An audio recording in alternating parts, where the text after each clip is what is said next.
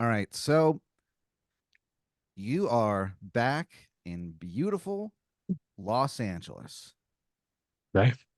You were on a trip. But I'm back. You're back, baby. There. Okay. There. You were talking to a.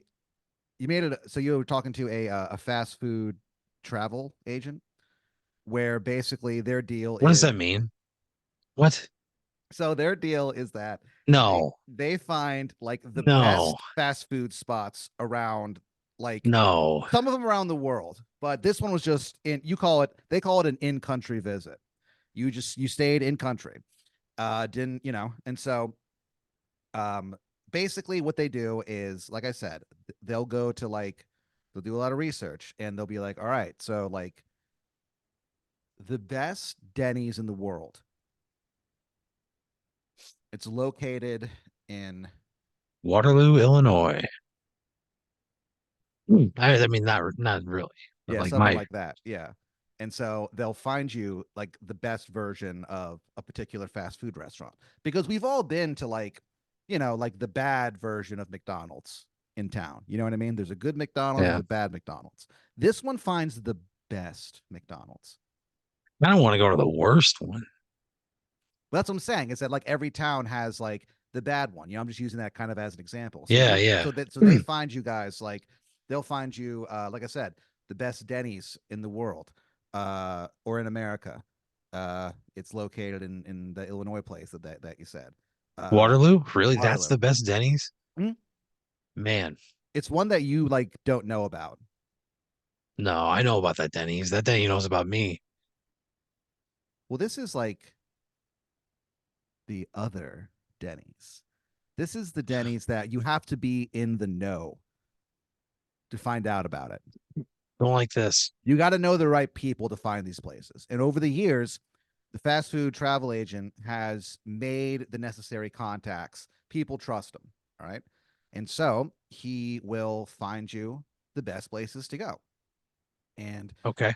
you are back in town after having experienced, without a doubt, the best Whataburger that you've ever had in your fucking life. It's a tall order, man. I think Whataburger's fantastic. And that's what you say to the guy. Uh, Where is it? it is in Richmond, Virginia, Broad Street. The best Whataburger, the Hmm? Texas fast food chain. Like The I'm best saying, one out of all of them is in Richmond, Virginia. they will go, like I said, off the beaten path to find these places. They have put in the work over the years. Richmond has like a college, has multiple colleges. It's not Yeah. off the beaten path. Right. But this is like, but I'm saying like it's Texas based thing, right? So you'd think, Oh, oh, so it's it's so probably big. somewhere in Okay. Texas. And so it's like I see somewhere where else. you're You know what I going. mean? And so, Yeah. and it's fantastic. You walk What in, makes it so good? they have like white tablecloths on the tables and stuff like that. Okay. They've got candles. The reason that it's so good is that it is easily the most romantic Whataburger in North America. And they have it set up with like candles and they have like, you know, they serve you like aphrodisiacs and stuff like that. They put that in What the do you mean? What do you mean by that?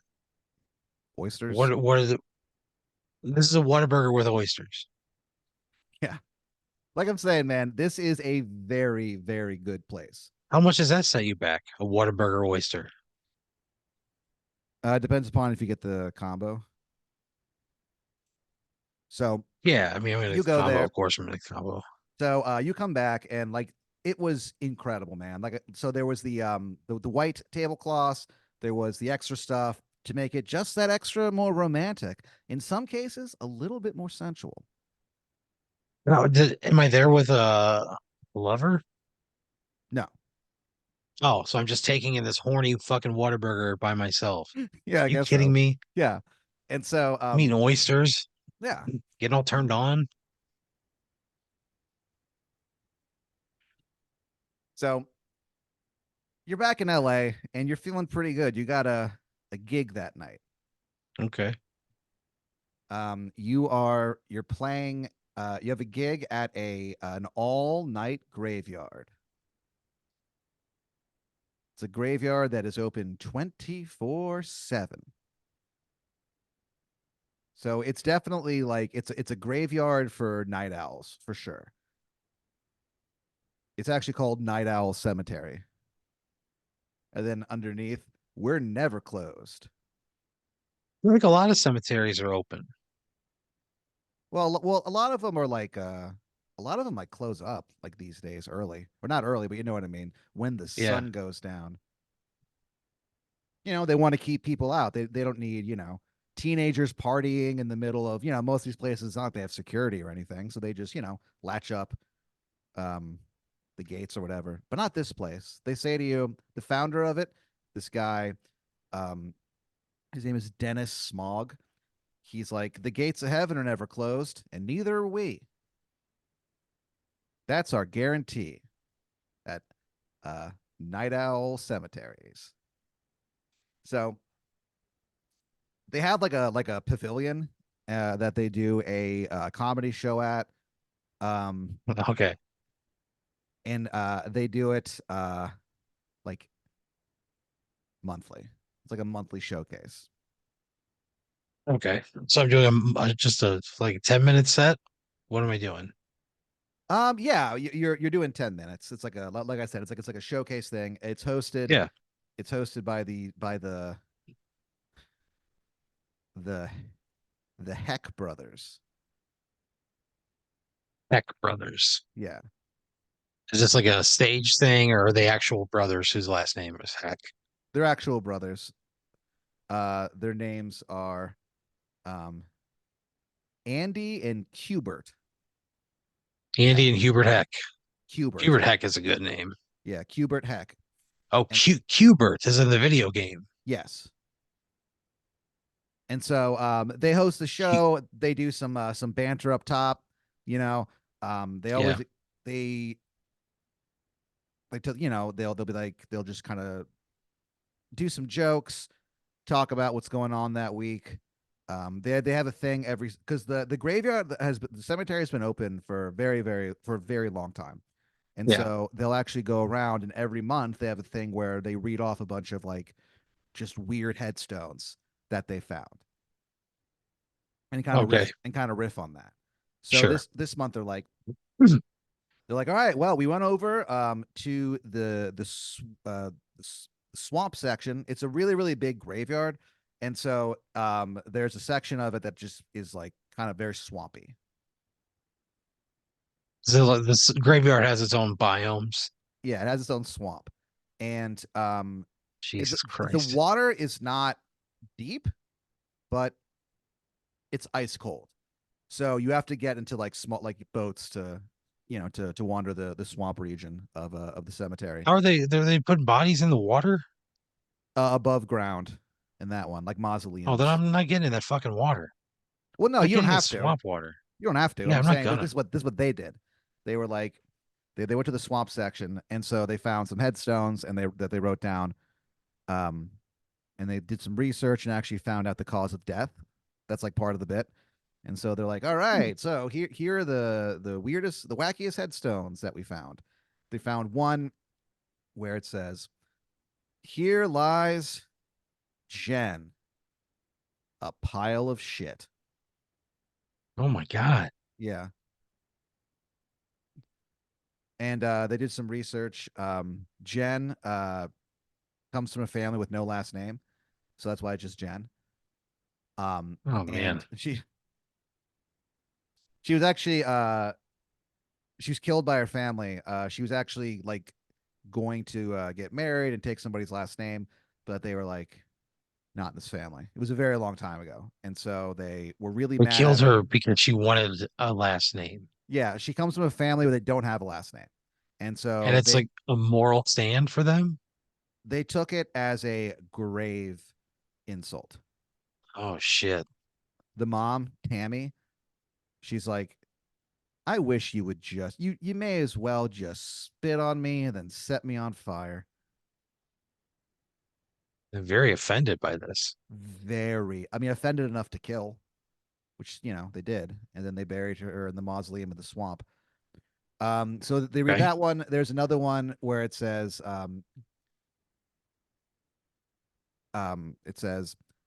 "Here lies some guy," and then like underneath it, like chiseled into it, like clearly a new one, like clearly like a later inscription. It says, "Never mind. His name is Len Tombert." They did some Okay. res- they did some research. They're like, oh yeah, like initially they didn't know who this person was, so they just buried him and said it was some guy. But then after they did, but then like a few years, well, many years after it, I should say, the family like found the person there, like tracked down this grave, the Tomberts, and they identified him and they like wrote the thing in. How do they identify him? Very. Um, yeah, I mean they did like DNA testing and stuff. Like Oh, okay. they had a sneaking suspicion that it was their uncle who They're died. John Doe. Yeah, they had a very sneaking suspicion because the way that this guy died, they found him. He was on top of a ladder reaching for milk, and he like fell and like broke his neck or whatever. And they were like, you know, our uncle, he always said, "I love milk so much, I'm probably gonna die reaching for it." And they went, "Huh," and that was like the spark that made them. It took a very long time and a lot of litigation to get them to actually like dig the body up, Yeah. but it Yeah. was worth it. It turned out it was him. So they decided to just keep the body there. They reburied him with a carton of milk. And some say it's still cold. Gotta be, right? So you Below do ground with ice cold water nearby? oh yeah. Yeah. So they do their whole spiel. You go up. It goes pretty well. You're working on this new bit. You're like telling a story uh, of the first time you ever jacked off. That's like the bit that you're working on. Okay. But like you can't get through the set. Uh, you just like start crying thinking of this memory. It's just such a beautiful memory that you're doing really well until you start working on this new bit. You talk about the first time you jacked off. It's such an overwhelming like memory overload for you of like, pleasure that you just burst into tears. And eventually they have to like, you know, carry you off, not carry you off stage, but like walk you off stage. And they're like, all right. But like everyone thinks it's like a bit. Everyone thinks no one realizes that like you're clearly having this weird almost breakdown. They think you're doing some kind of like alt comedy and like an all night graveyard. So everyone goes along with it. And then the hosts, the Heck brothers, are like, uh, way to go, man. That was hilarious. Hubert kind of gives you like a knowing look. He's like, He everything went. knows that he knows that it wasn't a bit. He knows that you were actually crying. And he kind of goes like, he doesn't want to like, he clearly doesn't want to like make a whole thing of it. He just kind of goes like, but yeah, you're good, right? I'm like, yeah, I'm great. He's like, hell yeah. You go Thanks for home. the time, He goes, fellas. he goes, absolutely. He goes, Hubert looks at you. He puts his hand on your shoulder and he goes, and if you ever need to talk, so you go home and you kind of are thinking to yourself that like maybe the reason that like you started crying, and maybe the reason that you kind of impulsively went on this fast food uh, excursion, spending money that frankly you don't have, is that you're kind of you're in a little bit of a rut professionally. Um, Sure. this is a few years down the road. You were fired from your job. You're hosting a show called called MILF's Gone Crazy. And what it Hell is, yeah. it's about a bunch of like MILFs in like a mental institution. And it's like kind of like celebrity rehab a little bit, but it is in poor taste. And so the show gets like canceled like after like two Yeah, seasons. yeah. I don't know if I would do that. Feels like it would be like exploitative. Well, you had to take it, Oh, okay. It's I one have of to those take it. things. Yeah, you have to take it. Uh, Okay. so Hmm. That sucks. yeah, because you're like you've kind of you've kind of gone through a lot of money in the last couple of years. You've tried a few businesses that just did not take off. You were working as at a band naming service that was like your thing, where bands would come to you, bands with no name would come to you, and you'd be like, you'd listen to their music, you talk to them about their vibe, and you would come up with a name for them. And so you did that for a What was little that while. service worth? What did that set somebody back? Oh, so you have a few different packages. You have one thing that you call the brainstorm package. And what that is you sit there for like a half hour and you just kind of go, all right, here we go. And you just start naming stuff. You just start naming kind of stream of conscious type of thing. You know what I mean? And you kind of Okay. hone in on a name. And after that's done, they get access to those names. So it's a half hour long stream of consciousness of you just saying things. So there's that package. There's How much does that one cost? $45. Then there's the package. It's called the gentleman's package. And what that is you go home and you kind of have a brainstorm thing, but you come up with five really good names. Any of those names they'd be happy with. Then there's the platinum package. That is one single perfect, pristine name for a band. One that's going to stay in people's heads, but not be too annoying. You know what I mean? Something memorable. Yeah. Costs $100,000. Okay. Probably doing Gentlemen's, a lot of those. yeah, gentlemen's package costs like $80. So you do that for a while, and it doesn't really take off. Yeah, why would it? For a while, you tried to make edible sand. Why? Who the fuck is out here eating sand? Other than on accident, if something gets in like a Your sandwich. so your thing is, look, there's so much sand everywhere. There's as many like grains of sand in the desert as there are stars in the sky. So let's find a way to enjoy this. If you can make sand edible and not only edible but delicious, then you're like you're sitting on a gold mine. You know what I mean? You have an endless supply of this. Let's get to it. So Not how you fucking sand works, man. That's like not how fucking sand works. You can't just make anything edible. well, that's what you find out. You learned that the hard way, my friend. Jesus Christ. These are all terrible ideas. Yeah, dude. So you're not doing too good on the financial side of things. The show got canceled. You've gone through these businesses, and it's not looking good.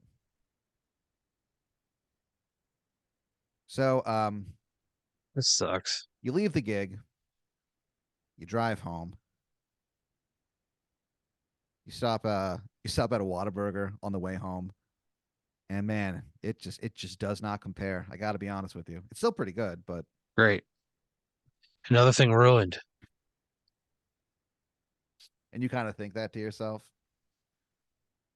You get home,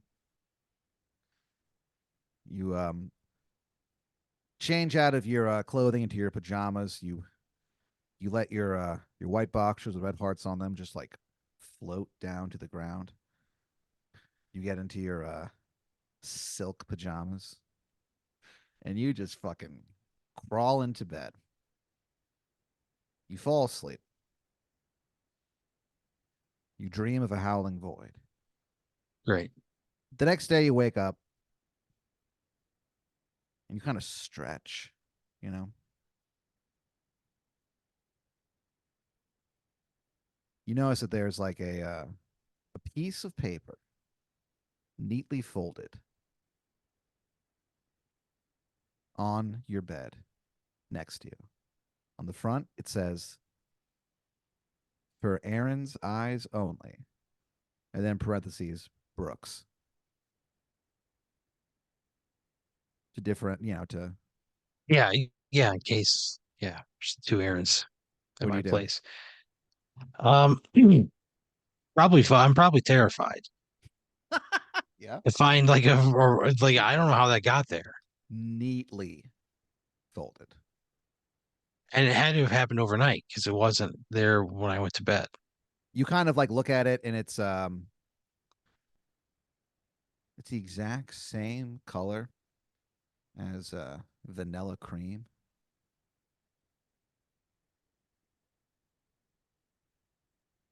What do you do? I opened the fucking letter. I open it up. Yeah. So you open it up, and it's almost a shame for you to like undo the crease. You know what I mean? Because it is folded so neatly and so carefully that it almost seems like a shame to do. But you do it anyway, and yet another small piece of beauty is destroyed. What I So do. you open it up, and it says, "Aaron, we know about your cash problems. We can help you."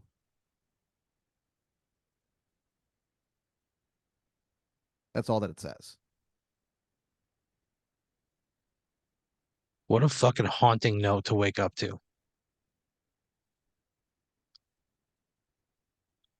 Somebody came into my home while I slept and placed this neatly folded note Yeah, filled with information that is very intimate. yeah. A shiver goes down your spine. Yeah, I'm terrified. I check all the windows and make sure everything's locked. I mean, lock the Everything's door. yeah. So like the window to your in like your bedroom is it's still, locked up, curtains drawn tight. Um you kind of like check around the curtains to see if any, what's going on. And it's like an alley. There's like a dude like out there like peeing. He sees you. He's like, "Hey, Aaron." You're like, "Hey." And so Right. you go to check if your front door is still locked, and it is. You're like, "Hell yeah." You turn around, and standing in your living Are room you fucking serious? are three people. And you kind of like squint at them because it's kind of almost as if they're kind of almost hard to perceive because they look like people. But the first one is like it's she looks like a beautiful woman, right? But if you like squint the right way, it's almost like you can see like a scorpion tail come out of her. Fucking terrifying. I leave. Well, hold on. Next, you like go to like you're like about to turn, but like you kind of can't because you're like transfixed by these guys. You know what I mean? There's a Kidding man. me.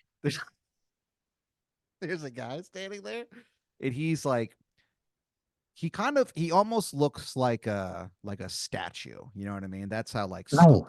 how sculpted this guy is. He almost looks like an ancient Greek statue or something. But then again, when you do a little bit of squinting, it's almost like he has like a lion's mane, you know? And then Go standing on. Who's this fucking third guy that broke into my house? the third guy, he's this he's What the just like fuck? this dude, kind of looks like a normal guy.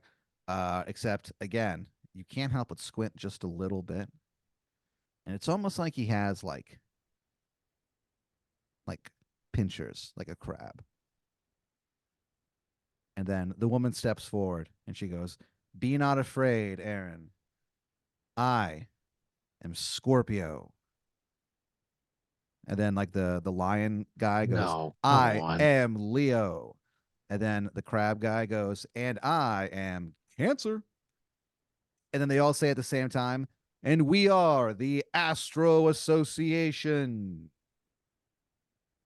Scorpio goes, "All right, look, I know this seems Yeah, I said, get the fuck out. Get the fuck out. How, what do you want? When I squint at these people, they look like animals. yeah." And so Scorpio goes, "Hold on, Aaron, before you kick us out. Look, we will leave if you want, but listen to us for just 1 second." She goes, "Aaron, when is your birthday?"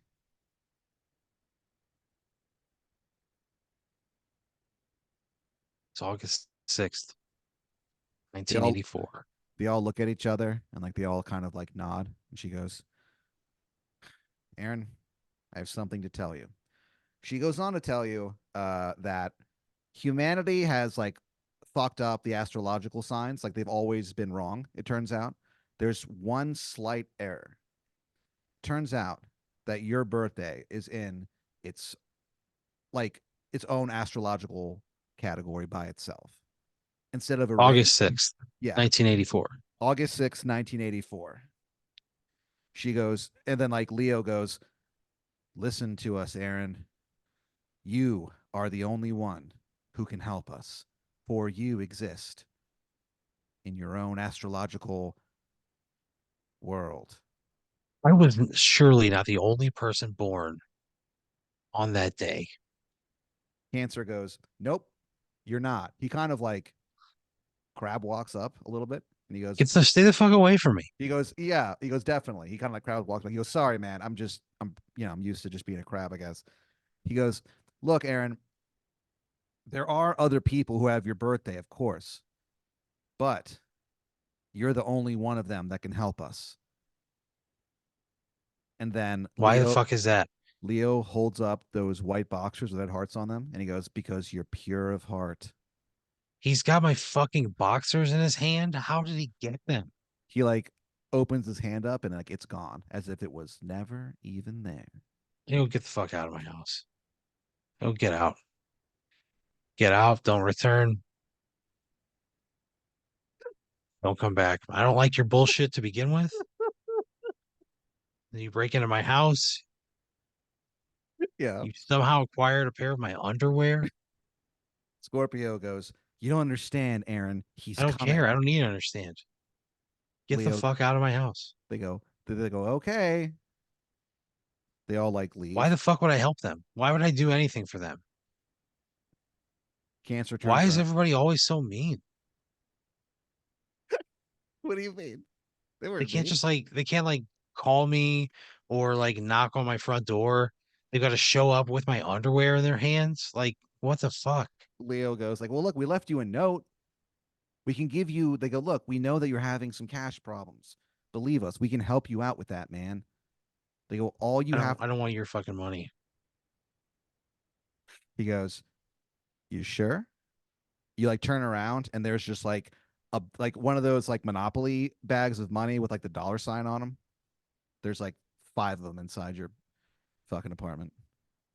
He goes, "Just think on it, Aaron." He winks at I you. go, I don't need to think on this. Tax implications alone make this untenable. You guys got to go. I don't want any part of this. They're like, "All right." They just walk down the street. I say, before they go, I say, hey, do you have any more of my shit? Do you have any more of my underwear? Or I don't know, a towel or something? Are you holding on to any of my any else of my stuff? Like, Um, Scorpio, like as they walk away, kind of turns around and she goes like, "No, Aaron." They like walk away. good, You good clo- fucking riddance. you close the door. You turn around and there's still like the bags of money are still there. What do you do? I open the door. I go, hey, you left your fucking money here. I told you I don't want it. They're gone. Right.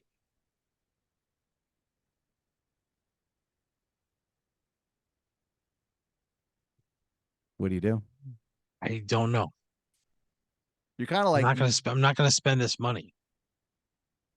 I'm gonna call a lawyer friend of mine. Okay. So you go to like you pick up the phone, like you dial the number, you call like the phone rings once, rings twice, and then you hear this woman be like, "Yeah, you've reached the office of Jackson Renegade, the attorney who fucks. How can I help you?"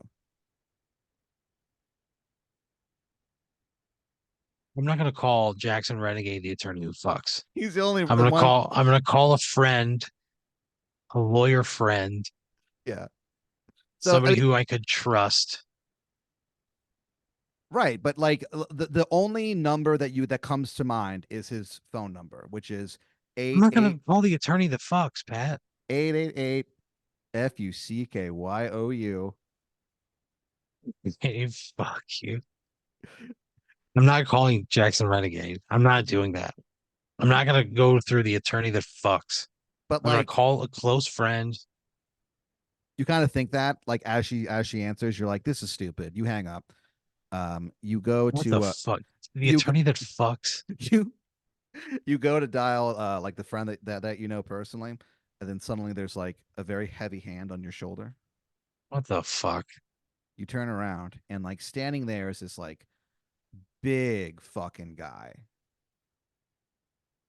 He's not jacked. He's big. Why is this guy in my house now? He's like he goes, "Hello, Aaron. I am Aries." Get the fuck out of my house. Get out of my house. Get out of my house. Why can't these people? He goes, "Aaron, if I you go get join," out. he goes No, before you say anything, "if you join with me, I will make those 5 bags of money look like fucking nothing." I go, you should take those bags of money and dispose of them. I don't want them. They're not mine. You can take them and get the fuck out of here. I'm not joining anybody. Nobody has done anything to make me feel good about this situation. So he kind of like looks over and he just goes, "All right." He kind of like lumbers away. He Tell them to take grabs the money. he grabs the bags of money. He Good. opens the door. He turns around. He goes, "Are you sure, Aaron?" I go, yeah, get the fuck out of here. He goes, "Please, come on." I just want my life back. I know it sucks. And I know it's shitty. And Yeah, I know that I owe people a lot of money. yeah, Like, I just want that back. I don't want to be beholden to a yeah. fucking crab man or a scorpion woman or whatever the fuck this guy is. Aries. A huge person, just a big fat person. Yeah, he has like a battle axe too, and he kind of goes like, "Well, Aaron, I guess if that's how you want it, that's how you want it." That's how I want it. Thank you. He Please goes, leave. "You're welcome." He like walks out the door for a second. The axe gets caught on like the top of the door. He's like, No, "Oh come fuck," on. and like takes it out and like walks out. Are you fucking kidding me? I go, hey, before you leave, you got to pull some money out of that bag to replace this fucking door. Things are tight as it is, and you just that's like I don't know how much a door costs, but it's probably a couple $100 easy. He turns. He goes, Plus to "Oh." put it in. He goes, "Oh, you do want the money?" No, I want money to cover the damages that you just caused to my fucking home. I don't want anything else. He goes, "All right." Disappears in like a plume of smoke. You look over and like on your kitchen table, there's like I don't know, maybe like $300. Great. Now I gotta fucking go to Home Depot or Lowe's or something, and I gotta buy a goddamn door. I'm not handy. Yeah. It's gonna look This like shit. so you kind of think that to yourself and you're like, fuck, this sucks. And you go Yeah. outside to uh to go to Home Depot, and then you're arrested by your creditors. You owe What? so much money. You took out a new like a loan and a new credit card because you got uh really into like erotic ASMRs. Come on, Pat. Come And on. so you owe like several, $1 million to these creditors and they arrest you for Are it. you who's giving me all this money? This debt problem in this country is out of control. Lanalax credit, and you owe them several $1 million. So you go to like uh trial and stuff like that. You're found guilty, Yeah. and Does the judge bang the gavel? the judge bangs the gavel so hard that your ears ring. You go to jail, and on your first night in jail, you're like kind of just like laying in your bunk. You're kind of lucky. You don't have like a cellmate. You're just kind of like by yourself, and you're on like the bottom bunk, and you're like, "Fuck, this is not good." And then the top bunk like falls on you and crushes you. What? How? On a fucking bunk bed. The bunk bed is like made of like solid steel, but it was like very poorly made. And so you're lying down staring at like what, the bottom of the bunk bed on top of you. Yeah. And you like sneeze and it just like crumbles and just falls on you. And Great. Thank God. the, the solid steel just crushes you. Are you fucking kidding me? Your brains like leak to like out of it until like it just kind of goes like drip, drip, drip. uh People swear that after you're found, like it takes a few days for anyone to notice because you don't have a cellmate, and it's just a really lax jail, I guess. And the people when they show up to find you, like they swear that the brains that have like dripped out of your head onto the ground, they form. Yeah. It looks just like the Virgin Mary, Jesus Christ. Jesus Christ, Pat. the Astro Association.